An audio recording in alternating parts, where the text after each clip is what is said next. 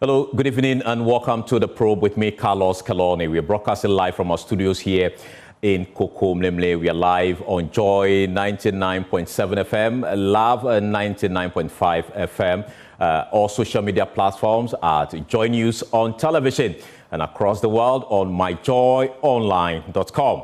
Tonight, we ask, is the looming U.S. travel ban on 36 countries, including Ghana, a subtle geopolitical maneuver or a genuine response to security concerns?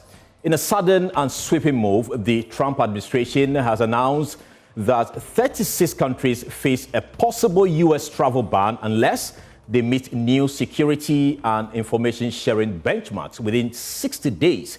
This revelation, captured in a State Department memo and published by the Washington Post, has sent shockwaves through the international community and sparked a growing anxiety among the traveling public. Now, the U.S. government cites several reasons for that particular threat, but critics are already questioning whether it is truly about national security or simply political maneuvering. Well, here's what you need to know about this particular travel ban, and we'll put that graphics on your screen shortly so we understand exactly what the situation is. And there you have it on your screen. You see Trump's travel ban policy, which is countries under consideration. Like I said, 36, they are the countries under consideration. Now, these are the countries, many of them African countries, and especially in the West African sub-region. You find Angola, Benin, Bkina Faso is in there. And when you come to the next column, you find Egypt, Gabon, Gambia, and the one in red is Ghana. And Ivory Coast is also there. You find Liberia. You also find Niger, and Nigeria is in there, among other African countries. Now, let's look at the countries under consideration so far by continent. If you look at that, in Africa, there are about 25 countries that are under consideration for this travel ban policy by the Trump administration. Now, when you go to Asia, you see 4 countries. And in North America, there are about 4 of them. And the Oceania region, you see 3 of those countries. So the graph tells the huge number there, 25, coming from the African continent. They are under consideration on the continent to face this travel ban by the United States. Let's go on and see whether some of the countries have already been banned.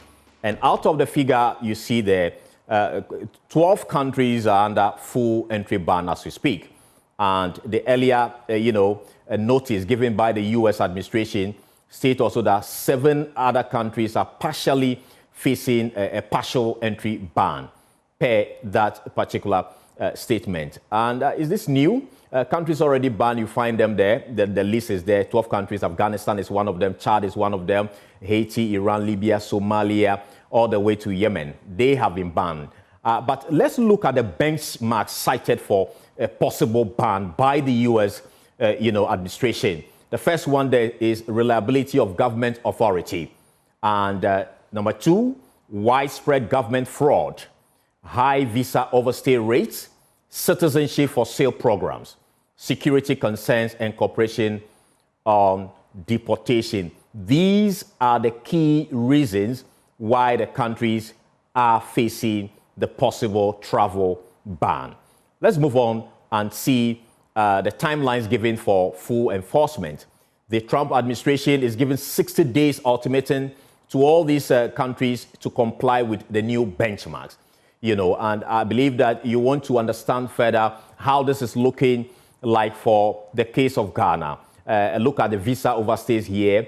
Now, averagely, overstay rate of temporary visit for businesses and pleasure is the figure you are seeing there. Out of the 23,800 people that visit that country from Ghana annually, 7.64% they engage in visa overstays. Let's move on and see further how the figure is looking like.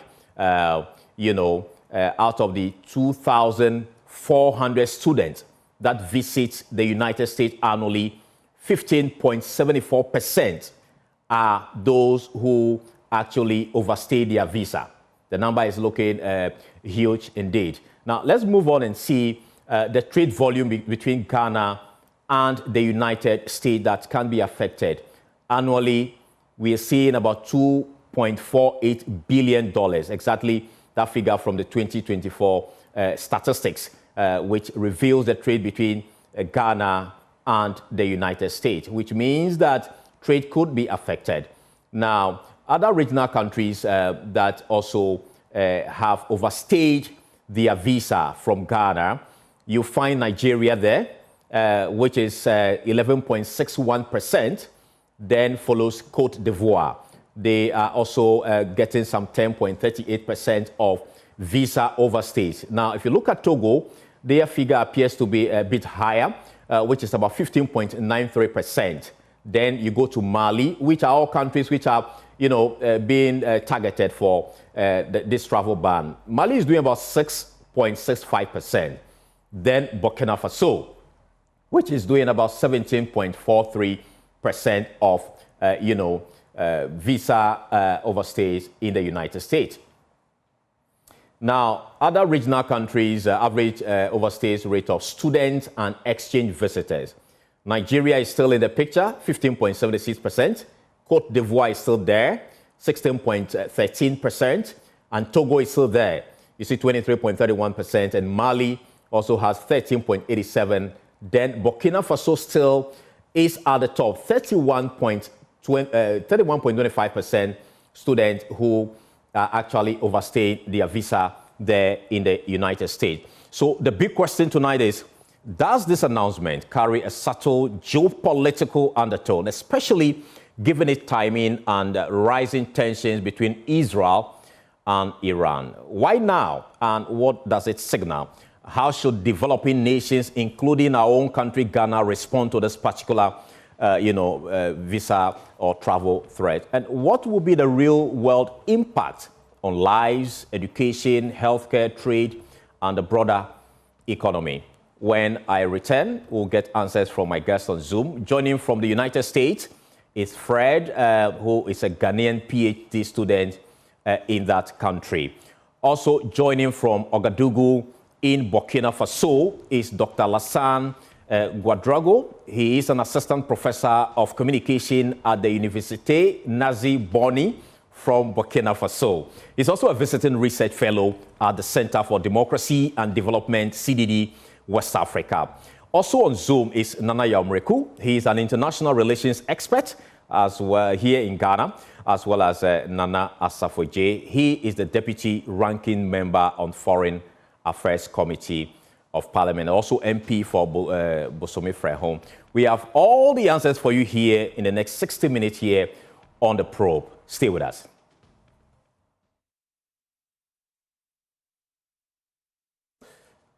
Welcome back so much, and thank you so much for joining us here on The Probe. Let me take you straight to the United States and speak to Fred, who is a PhD student in that country. He's a Ghanaian in the United States. First of all, how a student, Ghanaian student, and also an African student in that country, how are they taking this particular revelation by the Washington Post that these African countries could possibly face a travel ban? If you can unmute so we hear what you say, Fred.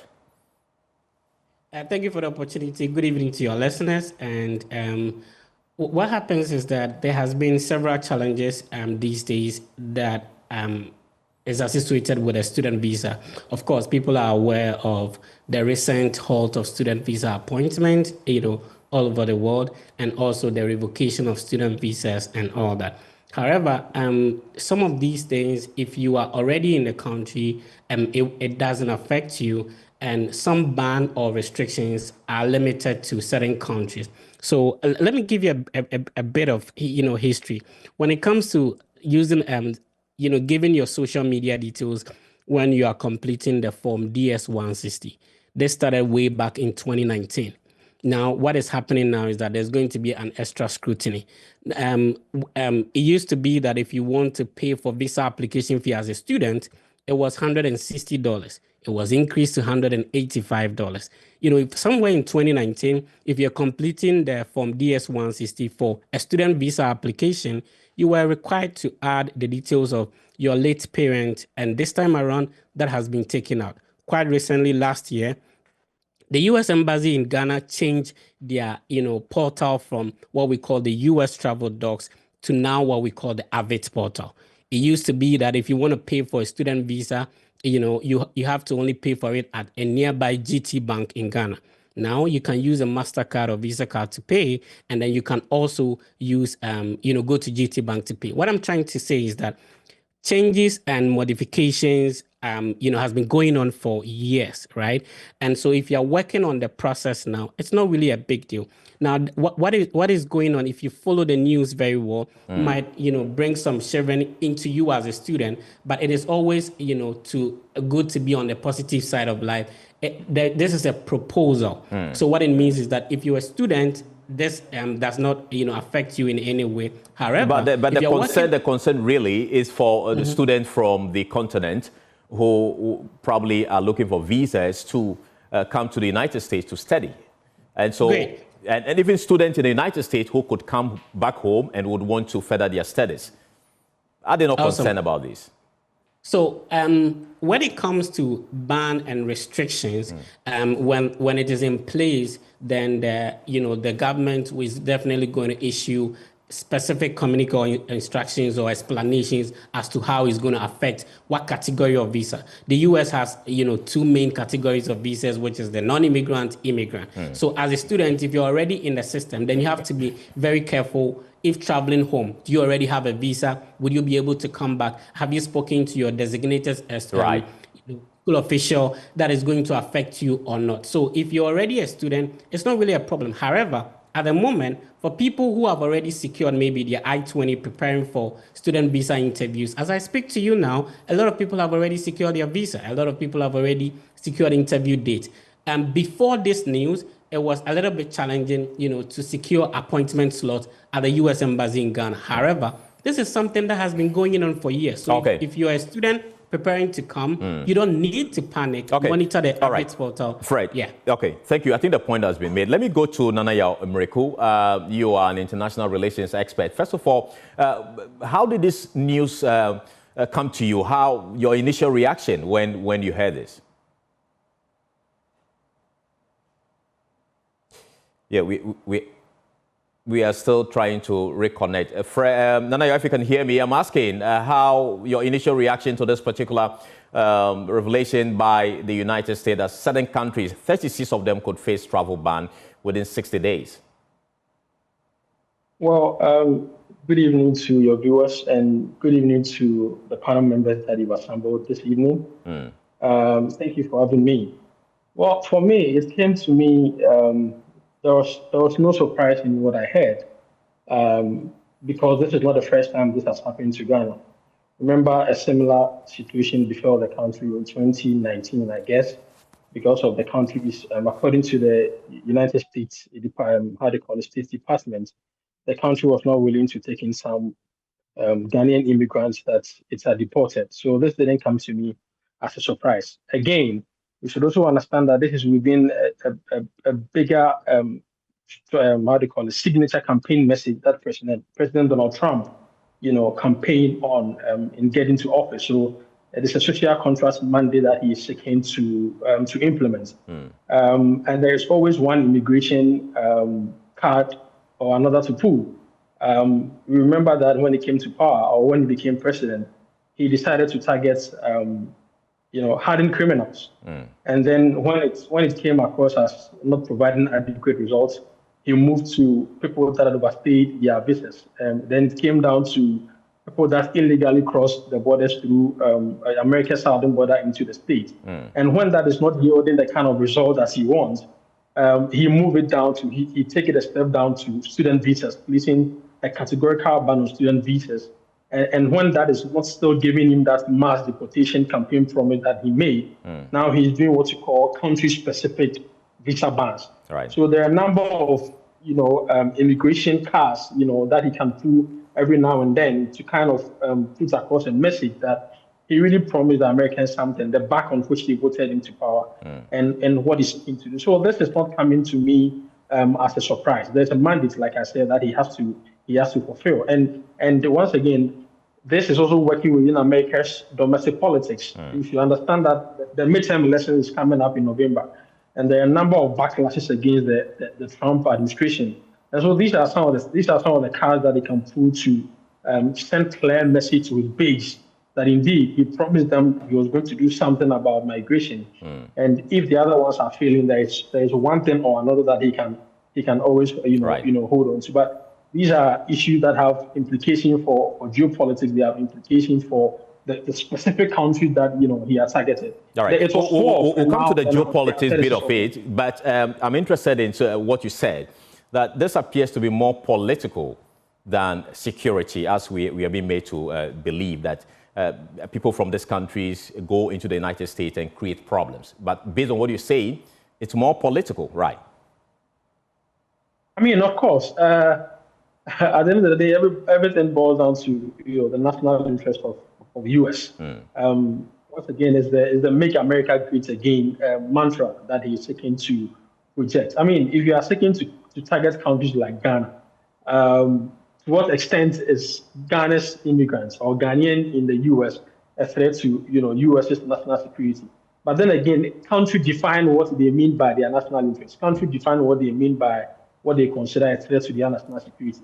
So if you think people overstaying their visas, if you think lack of foreign countries' ability to create a database into identifying who comes into your country, if you think students protesting, against U.S.'s policies or U.S.'s support for Israel, right, is a threat to your national interest. Once again, it's a construction of what you think national interest is. Right. You can rally around it, and then you can throw. It's just like giving a dog a bad name and hunting it down.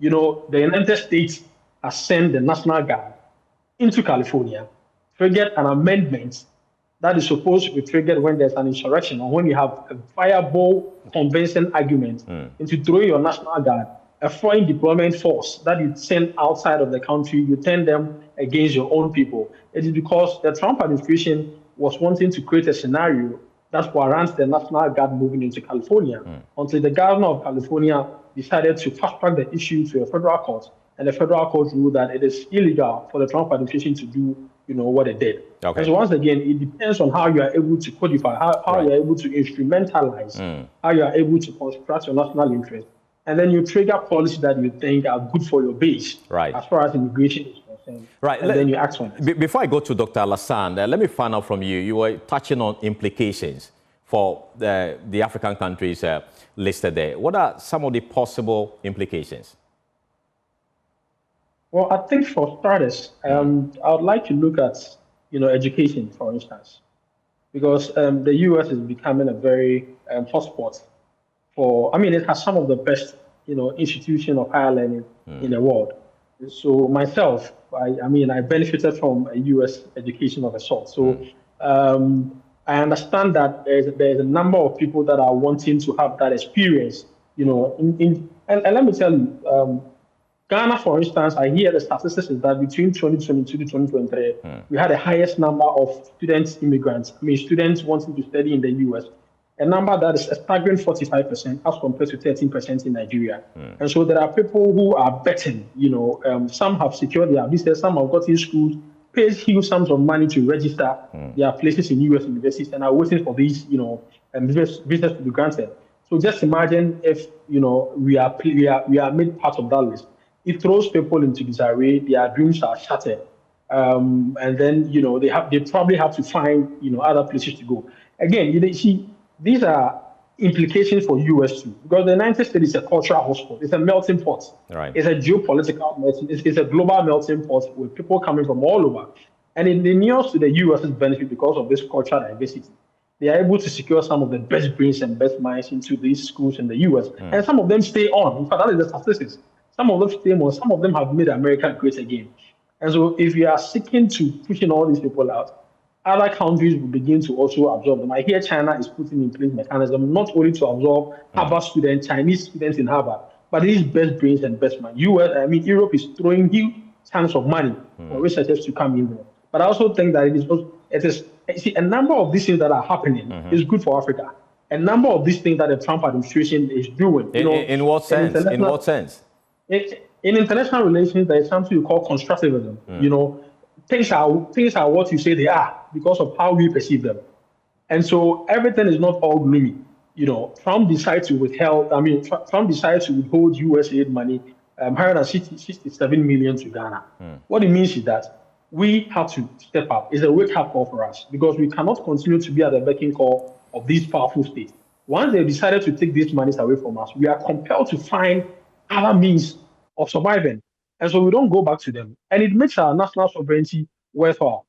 Now that they are seeking to pull the plug, especially if it's about education, I understand there is the economic aspect of it, right? And US-Ghana relations, how we can salvage that.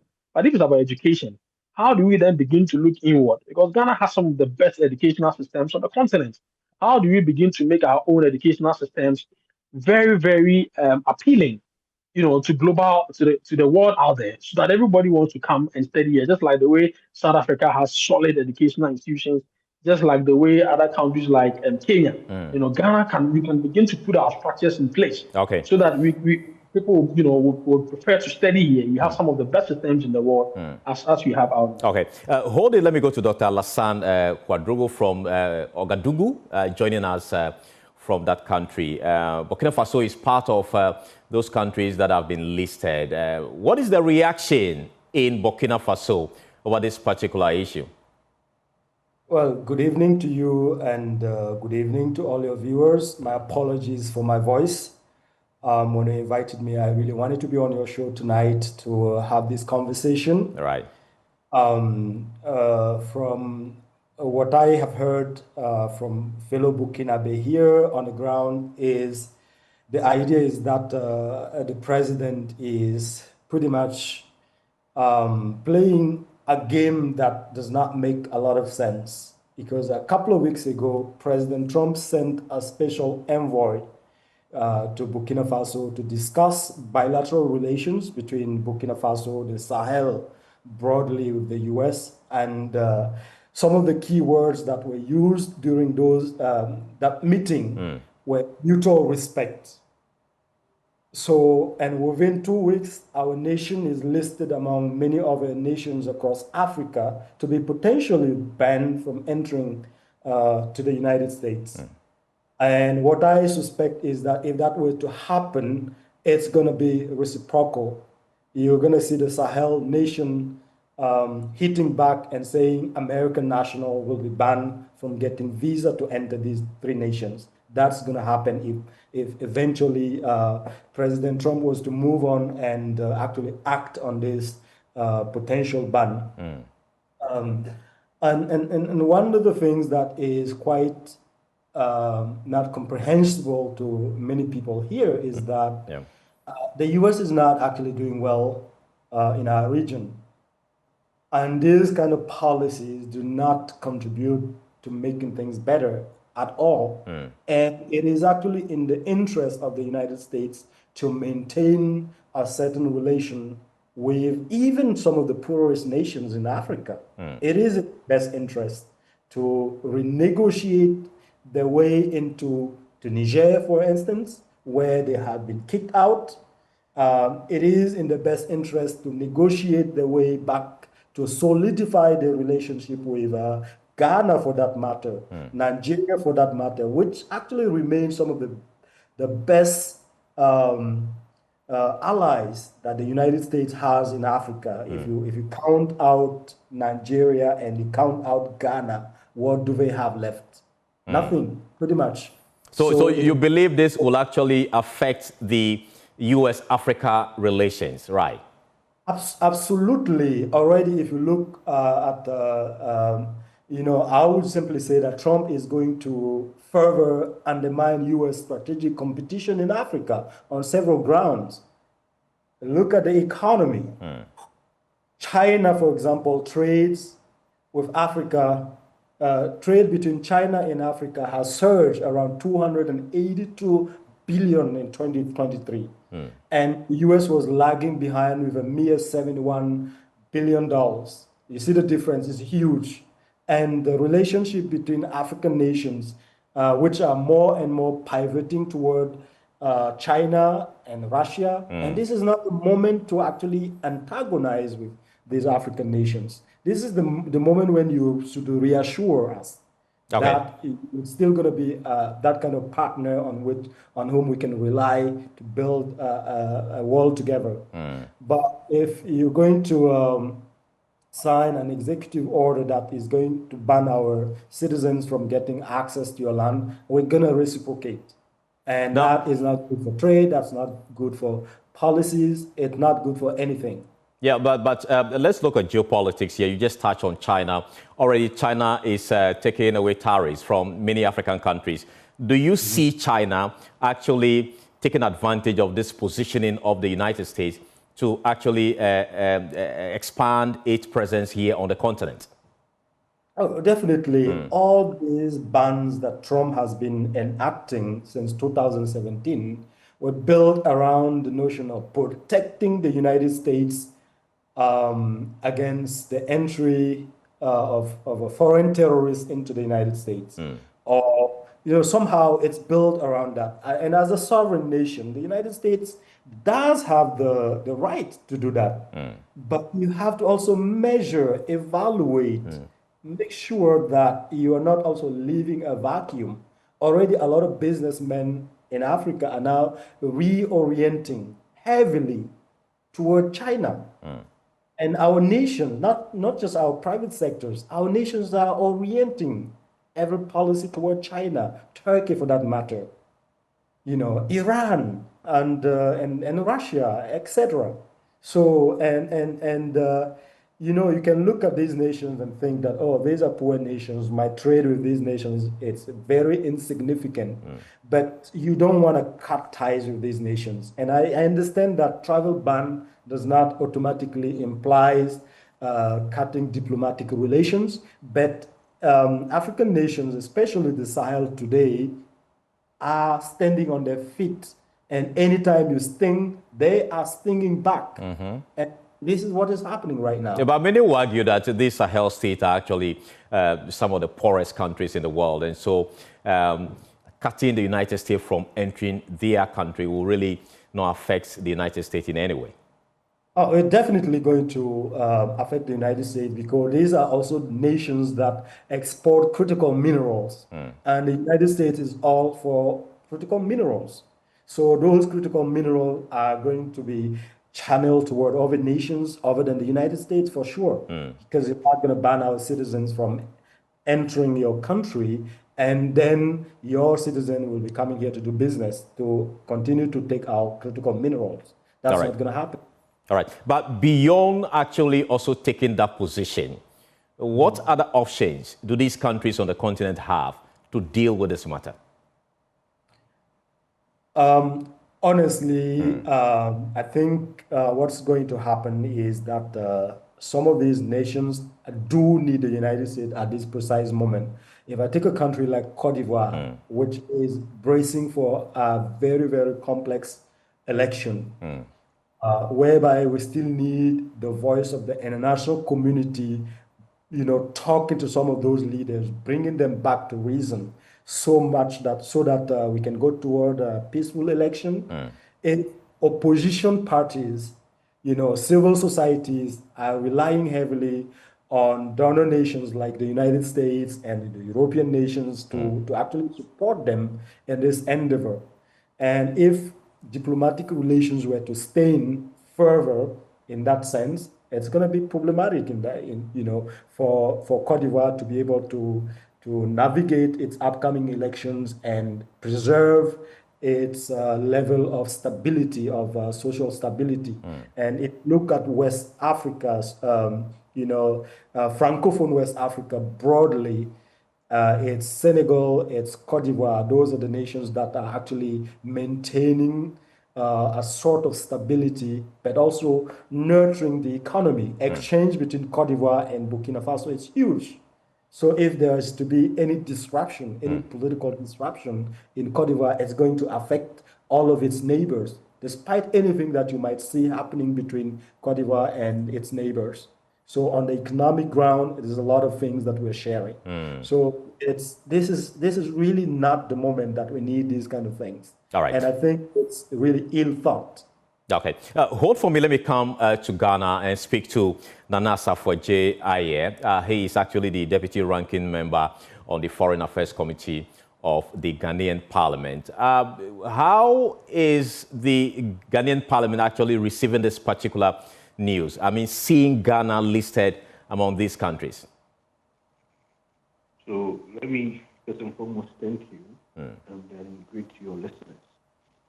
I am grateful, but you see, I want to pick from a few of the pointers that have been made by your earlier panelists. Right. These things, for me, it's not coming as a shock. It's not. I mean, in 2019, our diplomacy was texted. I think that was a basis and point that, as a country, we could have either learned from or taken some lessons from. And this is largely a generational problem. Look, if you could remember, in 2019, I mean, the U.S. Homeland Security Department placed a ban on us, asking us to issue travel documents for about 7,000 of supposed Ghanaians to be deported. If you could remember, the Ghana embassy and the country hesitated a bit because then we needed some verification from them as to whether the people the U.S. is asking us to deport was really Ghanaians or not. And some of them turned out not to be Ghanaians. That's why I'm saying that it's a generational problem that we need to look at as a country. Now, when you come to the sub-region, the African sub-region, our passport is the cheapest. You mean the Ghanaian passport? The Ghanaian passport is the cheapest. When I say cheapest, I wish I had the data here to give you. Look, other countries are paying $150, $80, $70. Other nations are paying with huge, robust measures to even access and acquire their passport. Is that to say that because it's the cheapest, it's getting the passport is so easy? Thank you. So that is why we could not even substantiate or say or verify that many of the people that were apprehended in the U.S. were truly Ghanaians, even though they were having the Ghanaian passport. So this is where the problem is coming from. Now, so this is one problem I am calling. Let us not be partisan. Let's deal with this, our passport regimes and passport issues, very, very critical. Because you see, the ordinary Ghanaian, truly and proper so-called, when we travel, we are much more disciplined. But you will find a lot of these issues that happen, and you notice that, no, these character traits are not Ghanaian. So that means foreigners from the sub-region are getting access to the Ghanaian passport. Yes. And you see, for the U.S., they are not to come and listen to the dialect, come and listen to the donation, come and verify who is the Ghanaian or not. They are dealing with the data and the record. And the record and the data is telling them that the person is having a Ghanaian passport. So therefore, the person is a Ghanaian. That is number one. Number two, you see, I do not really and truly know how we are going to move forward with this. But I think we should be prepared to do a lot more engagement. If you remember, I started sounding the alarm when there was a travel ban issued, travel advisory issued by U.S., where they placed Ghana at a very critical zone, zone 2, zone 3, meaning that the U.S. citizens should not come here. Even if they defile the directive or the policy advisory to come here, they must not even go to some demarcated areas that they earmarked and mentioned in the report. These were signals that were coming, were red herrings, giving us some flags. We must first and foremost engage. That is why I was vehemently against the closure of the embassy. Now, I can tell you on authority that even though the minister has mentioned that the embassy is open, I can tell you the embassy is not fully functioning. You mean Ghana's embassy in Washington? It's not fully functional. Open your lines, and you will see people who will call you from Washington, telling you the challenges they are having. The minority has actually carried out its own checks to. No, this is not minority. I have carried my own checks. I have done my own checks. If you say it's not fully opened, what exactly do you mean? So let me tell you now. The minister indicated that there is a high-level professional diplomat moving to Washington to take care of the embassy because he has sacked the people who are already existing there. I guess you remember. Yes, nobody from Ghana, as at about a week ago when the embassy was open, nobody from Ghana here was in Washington. Nobody. Rather, the workers in the New York embassy was rather moved to go to Washington to go and work there. Now, when they went to Washington, things became new to them. A lot of things were not clear. So we had challenges, people missing their flight and a whole lot of things. Now, that is even a subject matter for another thing. But the point I'm raising is that when there are diplomatic issues, there are bilateral sensitive matters we need to deal with because of these issues. These sanctions that are coming in, crippling in, we need high-level powered negotiations, solidifying our relationship with them, going back and sitting at the table to discuss matters. Because when we do not intervene early enough, and some of these sanctions are given, look, it is going to affect a lot of things. It would affect our foreign direct investment. It would affect remittance because we have about 1.2 billion remittance only from Ghana to US. And we have foreign students, family reunification, because a lot of people have families there. People have now gone to the United States and they have made a lot of families. They come back to pick their people here. So if we do not intervene early and we allow these sanctions to finally happen, I will be surprised and disappointed in the government if you should allow that to happen. So for you, the solution is diplomatic engagement at this level? We need to begin now. It must begin now. Okay. Because the U.S. itself has some issues against us. Like I told you, that was even the premise of my conversation when I came online. That from 2019, we had issues with them. They had about some number of people, they believed they were Ghanaians and they wanted to deport them. We did not. We had our issues because we believed they were not Ghanaians. These are the starting point. Now get back to them. Secondly, they issued a travel advisory and then warned their citizens against coming to Ghana. And that was another area. Then they did a reciprocal tax against that. Another sign. So they have again given you a sign. Right. You do not sit down. So before as soon as possible. Before I move on, tell us how you think we can solve this weak passport regime that we have as a country, so as not to fall prey to some of these West African nationals, as you put it, getting access to our passport. So first and foremost, I think we have begun something. The chip and burger thing, which was launched by the Nana Dankwa Akufo-Addo, was one of the deal breakers. It is very important too, having some stringent measures in the vetting of. I think I'm losing you. If you could reposition yourself and make that point again. So if I could take that again. Yeah. Now, my first point was that we need to begin to tighten our vetting process in the passport acquisition. You see, people get into Ghana, they learn how to speak the language, they learn how to do a few things that make them look Ghanaian. Then they apply. We have corroborators within the system, we have corroborators within the jurisdiction that are able to assist them.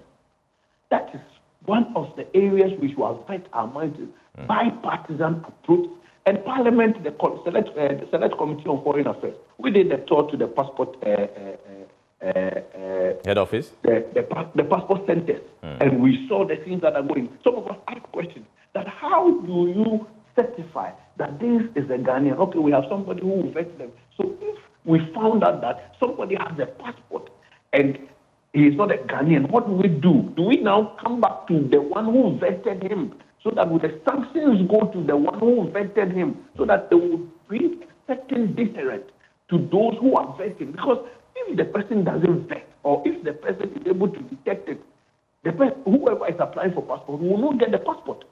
So if you vet the person and he gets it, then it means that we should blame whoever vetted the so-called individual. Okay. So these are measures. I think we need a lot of But is that not what the biometrics seeks to solve? And also, I guess you're not suggesting that the issue we have has to do with only foreigners getting access to the Ghanaian passport, because, of course, per the data, some Ghanaians themselves are overstaying their visas in the United States.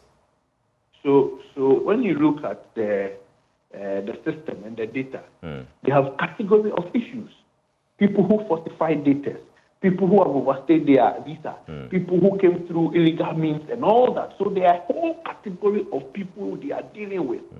That is why I'm saying that aside the fact that we have some foreigners getting access to our passport, which are increasing the number of Ghanaians on the roll or the tally, there are also some very critical, important issues for us to sit and negotiate, discuss, intervene as soon as possible, and solidify our relationship with the U.S. Right, and you don't think the biometric system introduced by the passport regime recently is supposed to deal with some of these?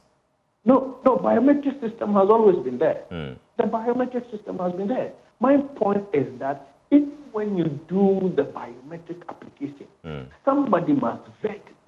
Right. And you see, it's a whole system.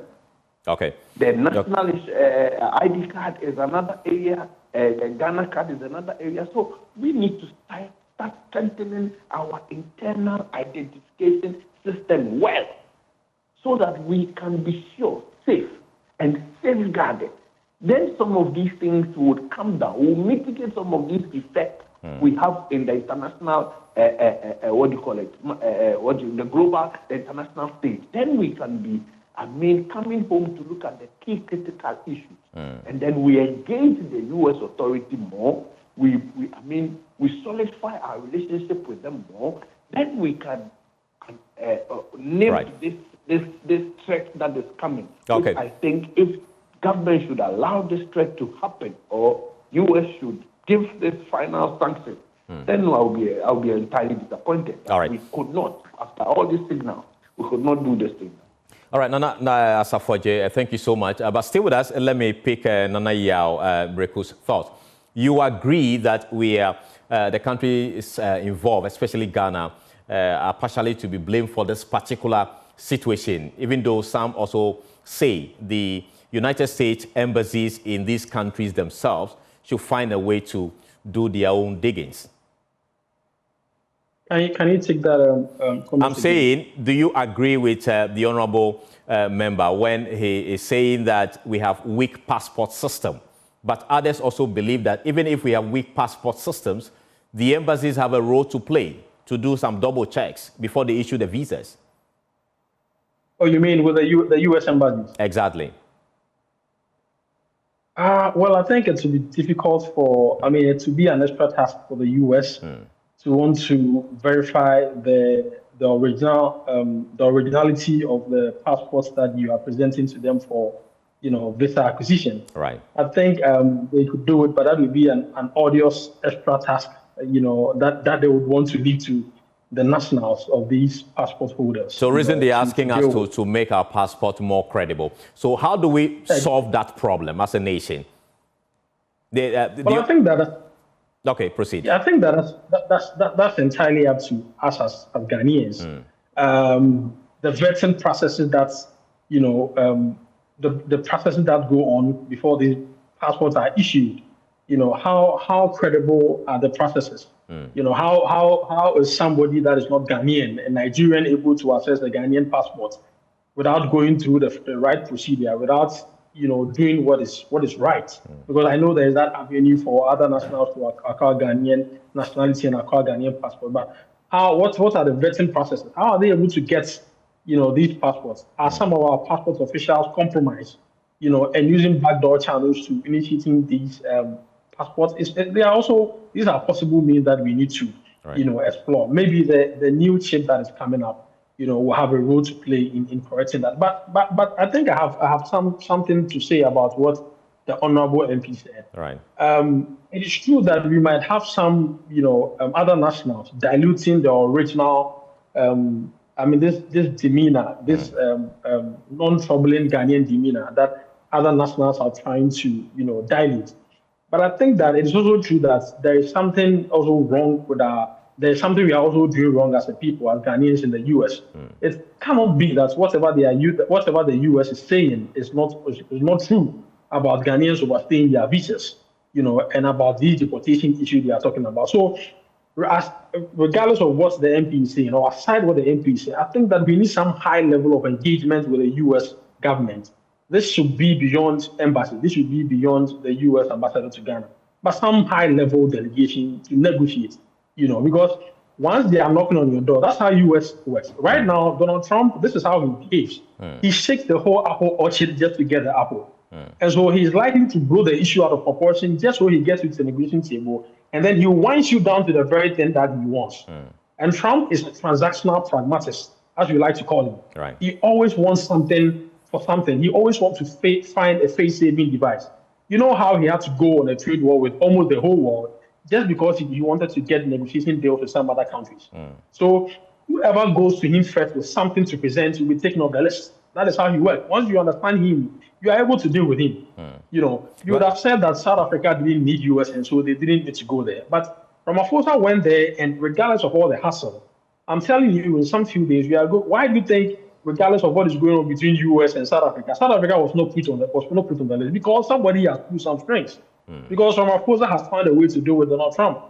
I'm not saying that our president should go there, but there are other ways to get through him, through high-level engagement, high-level dialogue. And I think that is what we should be pushing for. Okay, let me pick your thoughts on those who are arguing that this particular posturing by the U.S. government is actually a cover-up for what is happening currently between Israel and Iran, and that the Americans may have, not done enough when it comes to the Iran negotiation, including even Trump himself, who in his first term actually pulled out from talks. And so the timing of this particular travel ban is a way of actually taking attention from the situation back home. What do you say to that?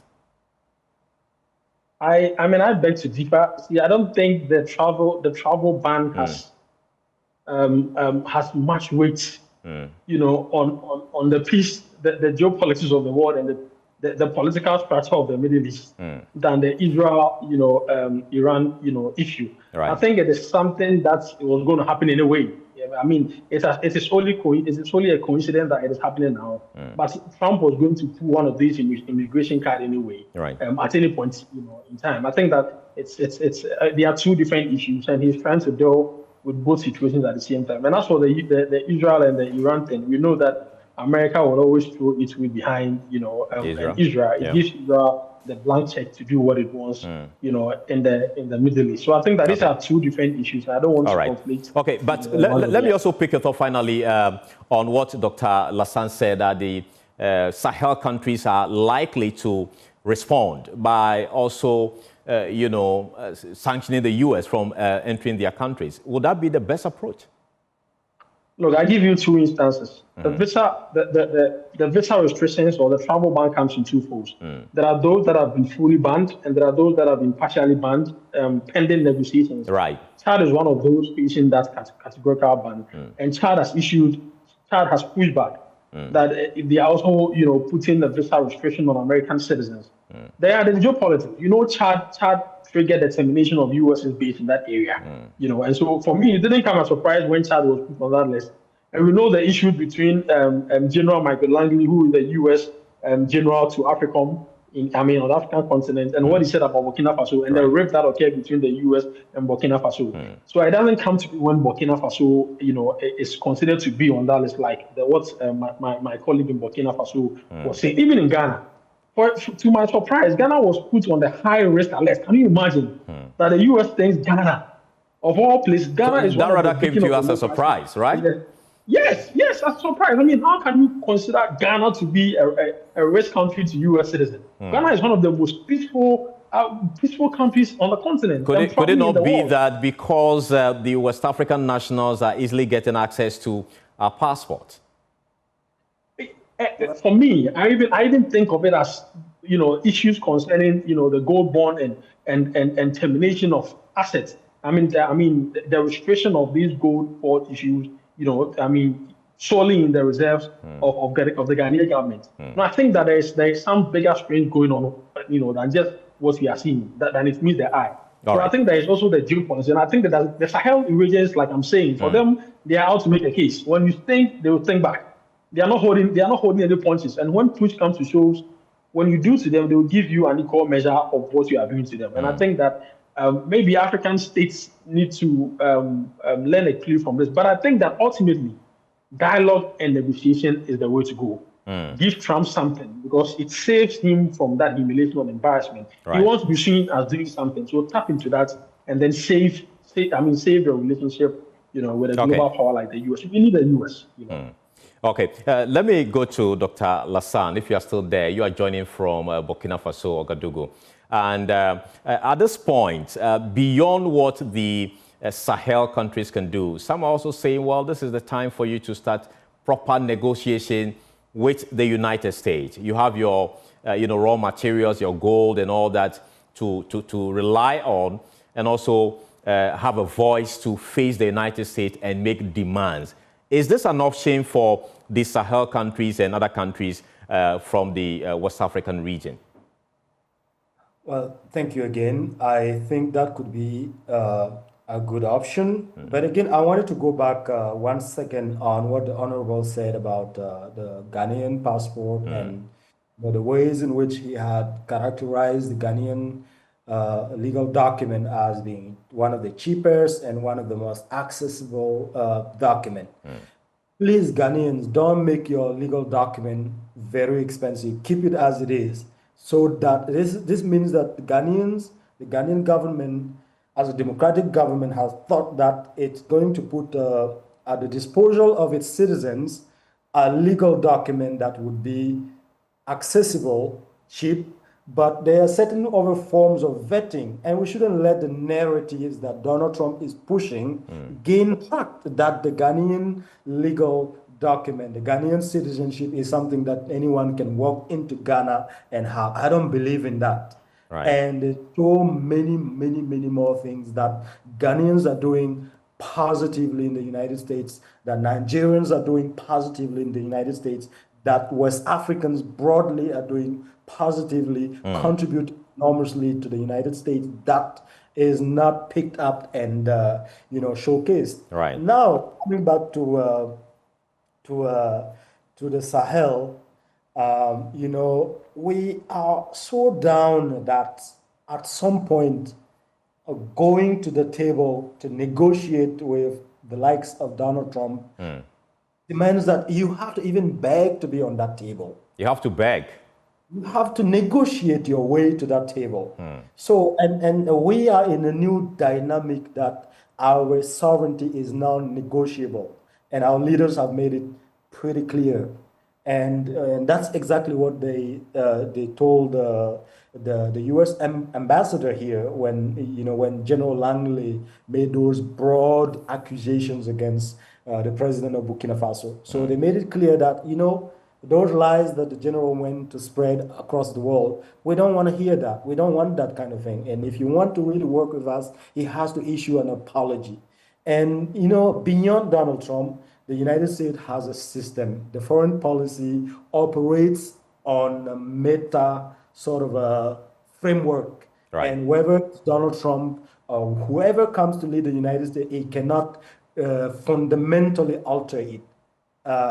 Donald Trump might be an outlier oftentimes going to the margin, but eventually he's not going to be able to alter indefinitely the framework under which the United States foreign policy is built. Okay. So we understand that. We have that understanding. So we're not going to throw the baby with the bathwater. Right. We're still going to leave a sort of like a small door open for some form of negotiation. But still, for the diplomatic show, it's going to be clear if these countries get eventually banned, they're going to show. All right. Dr. Lassane, thank you so much for speaking to us here on the probe. But let me give the final word to Fred. So you've heard the argument. They believe Ghanaian, the leaders of this country should begin to have some negotiation with the U.S. authorities, and also the weak passport system that we have.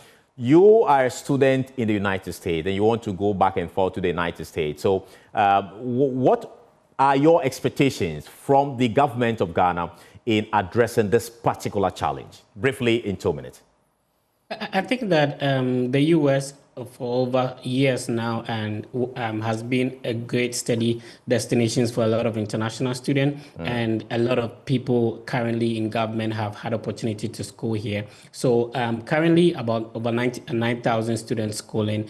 It's always great that the good geopolitical relationship that has existed between Ghana and the U.S. continue to be. If there is a need for negotiation by the government with the U.S. to strengthen, the relationship, it will be great for students who are from Ghana studying here and who those who want to. And of course, we would always continue to encourage everybody that notwithstanding whatever is happening, the U.S. has always been and will continue to be a great study destination for a lot of Ghanaian and to a wider extent African students as well. Okay. Thank you so much, Fred, for speaking to our final word to you, Honorable Nana Safo-Gyeye. Okay, so I was thinking once again. So I made some few points and remarks, and I want to reiterate them again. It has been always my position that we engage more. I made that point when the U.S. travel advisory policy was out. Right. I made that point. I made that point once again when the retaliatory tax was imposed. Because when that tax was imposed, all those countries that approached the Hutus and discussed with them very rarely had their taxes reversed. And I think that I agree with my other colleagues who raised the point that, no, whatever Trump is doing largely is to get some attention for negotiation. We have some effect that will happen to us when the ban is totally placed on us. But the U.S. would also suffer because, per the records, they generate over 40 billion annually from these students. All right. Some through tuition fees, some through other fees. So they right. also have some effect. And they might not want to lose all those things that they have. Okay, I'm now afraid we need to get some high-level discussion and deliberations to solidify our relationship with them. Thank you so much, Nana Safo-Gyeye, for speaking to us, as well as Dr. Lassane Ouedraogo, who joined from Ouagadougou in Burkina Faso. Nana Yomreko is an international relations expert, as well as Fred, a PhD student in the United States. Thank you so much for watching The Probe. My name is Carlos Kaloni. You can log on to our website, myjoyonline.com, for more stories. Thank you for watching. Bye-bye.